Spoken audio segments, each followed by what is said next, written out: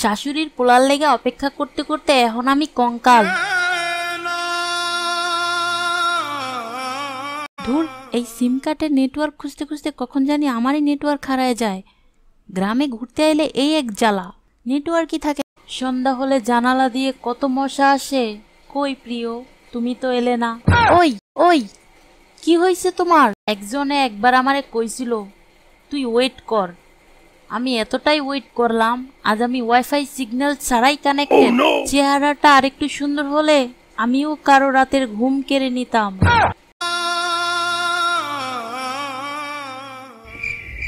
মানে ছেকা খেয়ে বেকা হয়ে গেছো? সিমের নেটওয়ার্ক খুঁজতে খুঁজতে মৃতদের জগতে চলে এসেছো মেয়ে। এইখানে না সিমের নেটওয়ার্ক পাওয়া যায়, আর না মোবাইলের, আর না ওয়াইফাইয়ের। এখানে শুধুই মৃতদের আর্তনাদ শোনা যায়। আচ্ছা, তোমার শাশুড়ির ছেলে তোমাকে ছেড়ে গেছে কেন? তুমি কি তার মন ভেঙেছিলে?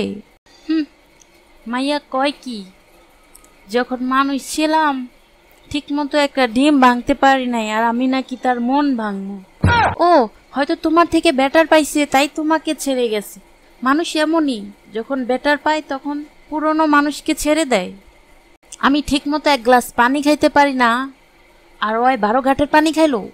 আমার কথা বাদ দাও, তোমার কি খবর জীবিত মানুষ?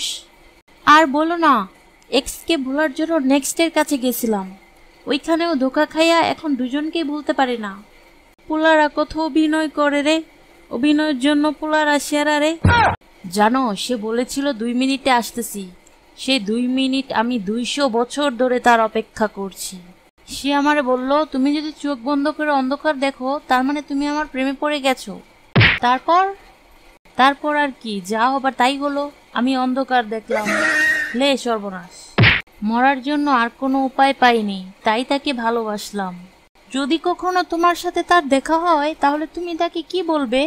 তারে দেখতাম একবার নয়ন বইরা, আর জিজ্ঞাসা করতাম, আচ্ছা আমারে ভালোবাসলে কি তোমার খুব বেশি ক্ষতি হয়ে যেত? তুমি কেন আমারে ভালোবাসলা না? গাইজ, ভালো লাগলে একটা সাবস্ক্রাইব করে দিও।